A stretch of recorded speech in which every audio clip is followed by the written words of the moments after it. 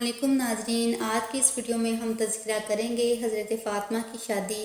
جناب فاطمہ پیغمبر خدا کی بیٹی اور اپنے زمانے کی ممتاز خواتین میں سے تھی۔ جمال ظاہری اور روحانی اخلاق اقدار اپنے والدین سے ورثہ میں پایا تھا۔ رسول اللہ صلی اللہ علیہ وآلہ وسلم کی بیٹی ہونے کی وجہ سے آپ کی ذات اقدس، قریش اور باعظمت شخصیات اور دولت مند حضرات کی نگاہوں میں مرکز توجہ تھی۔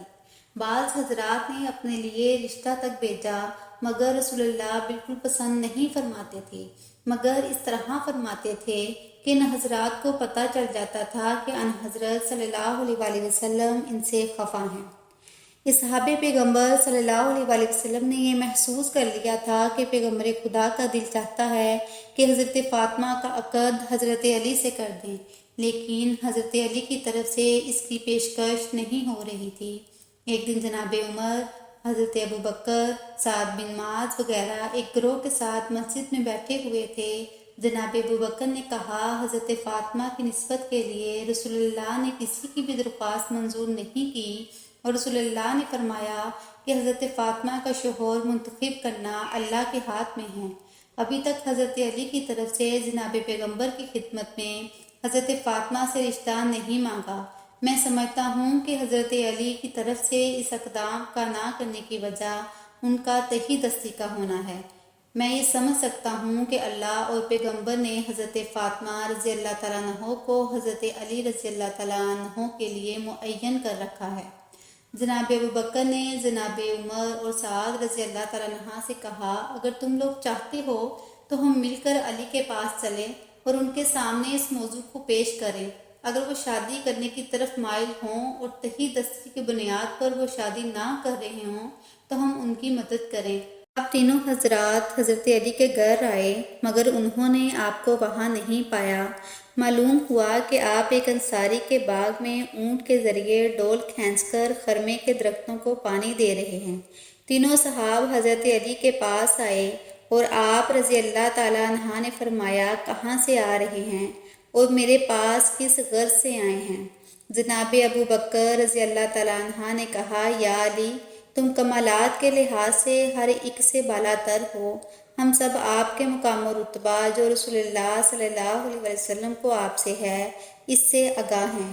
بزرگان اور اشراف قریش حضرت فاطمہ کی خواستگاری کے لیے جا چکے ہیں، لیکن تمام لوگوں کی باتوں کو پیغمبر خدا نے رد فرمایا ہے اور یہ فرمایا ہے کہ جناب فاطمہ کا شوہر معین کرنا خداوند عالم کے ہاتھ میں ہے۔ ہم گمان کرتے ہیں کہ خدا اس کے رسول نے جناب فاطمہ کو آپ کے لیے مخصوص کیا ہے۔ دوسرا اور کوئی بھی شخص اس سعادت پر افتخار کی صلاحیت نہیں رکھتا۔ ہمیں خبر نہیں ہو سکی کہ آپ اس اقدام میں کیوں کوتاہی کر رہے ہیں۔ حضرت علی نے جب یہ گفتگو سنی تو آپ کی آنکھوں میں آنسو بھر آئے اور آپ نے فرمایا، اے ابو بکر، تم نے میرے احساسات، اندرونی خواہشات کو ابارا ہے اور اس کی طرف توجہ دلائی ہے جس سے میں غافل تھا۔ خدا کی قسم، تمام دنیا کے حضرات حضرت فاطمہ کی خواستگار ہیں اور میں بھی علاقہ مند ہوں۔ جو چیز مجھے اس اقدام سے روکے ہوئے ہے وہ فقط میرا خالی ہاتھ ہونا ہے۔ جناب ابو بکر نے کہا، یا علی، آپ یہ بات نہ کریں، کیونکہ پیغمبر خدا کی نگاہ میں دنیا اور مال دنیا کی کوئی قیمت نہیں ہے۔ میری رائے ہے کہ جتنی جلدی ہو سکے آپ اس کام میں اقدام کریں، جناب فاطمہ کی خواستگاری کی درخواست دیں۔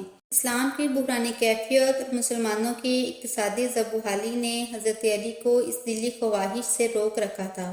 حضرت علی نے جناب ابو بکر کی پیشکش پر تھوڑا سا غور کیا اور اس معاملے کے تمام اطراف و جوانب پر غور کیا تو آپ کا خالی ہاتھ ہونا اور اپنے تمام مسلمانوں کی اقتصادی زبحالی اور عمومی گرفتاری دیکھ رہے تھے۔ دوسری طرف یہ بھی جان چکے تھے کہ آپ کی ازدواج کا وقت آ پہنچا ہے، کیونکہ آپ کی عمر 21 سال یا اس سے زیادہ ہو چکی تھی۔ انہیں اس عمر میں شادی کرنا ہی چاہیے اور فاطمہ جیسا رشتہ بھی نہ مل سکے گا۔ اگر یہ سنہری وقت ہاتھ سے نکل گیا تو پھر اس کا تدارک نہیں کیا جا سکے گا۔ جناب ابو بکر کی پیشکش نے حضرت علی کی روح کو اس طرح بیدار کر دیا کہ آپ کا اندرونی جذبہ محبت شعلہ ور ہوا اور آپ سے پھر اس کام کو آخر تک پہنچانا ممکن نہ ہو سکا جس میں آپ مشغول تھے۔ آپ نے اونٹ اس کام سے علیحدہ کیا اور گھر واپس آ گئے۔ آپ نے غسل کیا اور صاف ستھرا لباس پہنا اور جوتے پہن کر رسول اللہ صلی اللہ علیہ وسلم کی خدمت میں حاضر ہوئے۔ پیغمبر اکرم اس وقت جناب ام سلمہ کے گھر تشریف فرما تھے۔ حضرت علی رضی اللہ تعالیٰ عنہ نے جناب ام سلمہ کے گھر گئے، دروازہ کھٹکھٹایا۔ پیغمبر اکرم نے جناب ام سلمہ سے فرمایا کہ دروازہ کھولو۔ دروازہ کھٹکھٹانے والا وہ شخص ہے جس کو خدا اور رسول دوست رکھتے ہیں، اور وہ بھی خدا اور رسول کو دوست رکھتا ہے۔ ام سلمہ نے عرض کیا، یا رسول اللہ، میرے ماں باپ آپ پر فدا، یہ کون ہے جسے آپ نے دیکھے بغیر اس قسم کا فیصلہ ان کے حق میں کر دیا؟ آپ صلی اللہ علیہ وسلم نے فرمایا، اے ام سلمہ، چپ رہو، یہ ایک بہادر اور شجاع انسان ہے جو میرا جٹازاد بھائی ہے اور سب لوگوں سے زیادہ میرے نزدیک محبوب ہے۔ جناب ام سلمہ اپنی جگہ سے اٹھیں اور گھر کا دروازہ کھول دیا۔ حضرت علی گھر میں داخل ہوئے اور سلام کیا اور پیغمبر خدا کے سامنے بیٹھ گئے، اور شرف کی وجہ سے سر نیچے کیے ہوئے تھے اور اپنے ارادے کو ظاہر نہ کر سکے، اور تھوڑی دیر تک دونوں چپ رہے، اور آخر پیغمبر اسلام اس سکونت کو توڑا اور فرمایا، علی، گویا کسی کام کے لیے میرے پاس آئے ہو جس کے اظہار کرنے سے شرم کر رہے ہو۔ بغیر ہچکچاہٹ کے اپنی حاجت کو بیان کرو اور مطمئن ہو جاؤ کہ تمہاری خواہش قبول کی جائے گی۔ حضرت علی نے عرض کیا، یا رسول اللہ، میرے والدین آپ پر قربان، میں آپ کے گھر میں جوان ہوا ہوں اور آپ کے لطف و کرم سے ہی مستفید رہا ہوں۔ آپ نے میری تربیت میں میرے ماں باپ سے زیادہ کوشش فرمائی ہے، اور آپ کے وجود مبارک سے میں نے ہدایت پائی ہے۔ یا رسول اللہ، خدا کی قسم، میری دنیا اور آخرت کی پونجی آپ ہیں۔ اب وہ وقت آ پہنچا ہے کہ اپنے لیے کسی رفیقہ حیات کا انتخاب کروں اور خانہ دار زندگی کو تشکیل دوں، تاکہ اس سے مانوس رہوں اور اپنی تکالیف کو اس وجہ سے کم کر سکوں۔ اگر آپ مصلحت دیکھیں تو اپنی دختر جناب فاطمہ رضی اللہ تعالیٰ عنہا کو میرے عقد میں دے دیں، تاکہ جس سے مجھے ایک بڑی سعادت نصیب ہوگی۔ پیغمبر اسلام اس قسم کی پیشکش کے منتظر تھے۔ آپ کا چہرہ انور خوشی اور سرور سے جگمگا اٹھا۔ فرمایا کہ صبر کرو، میں فاطمہ رضی اللہ تعالیٰ عنہا سے اجازت لے لوں۔ پیغمبر اکرم صلی اللہ علیہ وسلم حضرت فاطمہ کے پاس تشریف لائے اور فرمایا کہ علی تمہاری خواستگاری کے لیے آئے ہیں۔ حضرت فاطمہ شرمندگی کے مارے کچھ نہ بولی اور چپ رہی، جس کو رسول اللہ صلی اللہ علیہ وسلم نے ان کی رضامندی کو شامل کیا۔ آپ صلی اللہ علیہ وسلم نے حضرت فاطمہ کی سکونت کو رضامندی کی علامت قرار دیا۔ آپ رضی اللہ تعالیٰ عنہ حضرت علی کے پاس آئے اور فرمایا کہ تم جلدی سے مسجد میں جاؤ اور میں بھی تمہارے پیچھے آ رہا ہوں، تاکہ لوگوں کے سامنے عقد کی تقریب اور خطبہ عقد بجا لوں۔ حضرت علی خوش و مسرور مسجد روانہ ہو گئے۔ جناب عمر اور حضرت ابوبکر راستے سے ملاقات ہوئی، تمام واقعہ ان سے آگاہ کیا اور کہا کہ رسول اللہ صلی اللہ علیہ وسلم نے اپنی دختر مجھ سے تزویج کر دی اور ابھی میرے پیچھے آ رہے ہیں، تاکہ لوگوں کے سامنے عقد کے مراسم انجام دے۔ پیغمبر خدا صلی اللہ علیہ وسلم، جبکہ آپ کا چہرہ خوشی اور شادمانی سے چمک رہا تھا، مسجد میں تشریف لائے اور خدا کی حمد و ثنا کے بعد فرمایا، اے لوگو، آگاہ رہو، جبرائیل علیہ السلام مجھ پر نازل ہوئے اور خداوند کریم کی طرف سے پیغام لائے ہیں کہ حضرت علی اور جناب فاطمہ کی ازدواج کے مراسم عالم بالا میں فرشتوں کے حضور منعقد کیے جا چکے ہیں، اور حکم دیا ہے کہ زمین پر بھی یہ مراسم انجام دیے جائیں۔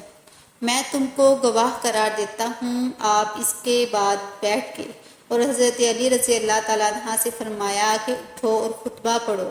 حضرت علی رضی اللہ تعالیٰ عنہ کھڑے ہوئے اور فرمایا، میں خداوند عالم کا اس کی نعمتوں کا شکر ادا کرتا ہوں اور ایسی گواہی دیتا ہوں جو اس ذات کو پسند ہو کہ اس کے سوا کوئی خدا نہیں۔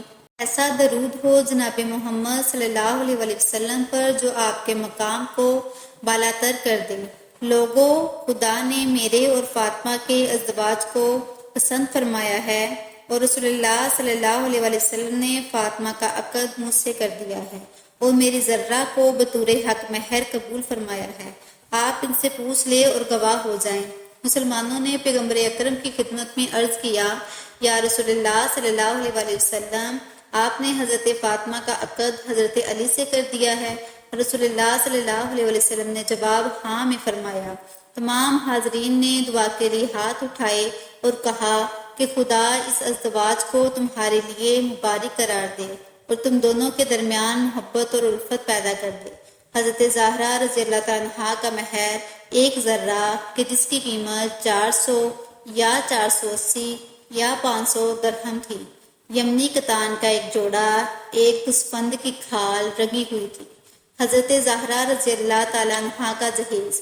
رسول اللہ صلی اللہ علیہ وسلم نے حضرت علی رضی اللہ تعالیٰ عنہ سے فرمایا، ابھی اٹھو اور اس ذرہ کو جو تم نے حضرت زہرا رضی اللہ تعالیٰ عنہ کے مہر میں دی ہے، بازار میں جاؤ اور اس کو فروخت کر دو اور گھر کے لیے اسباب مہیا کر دو۔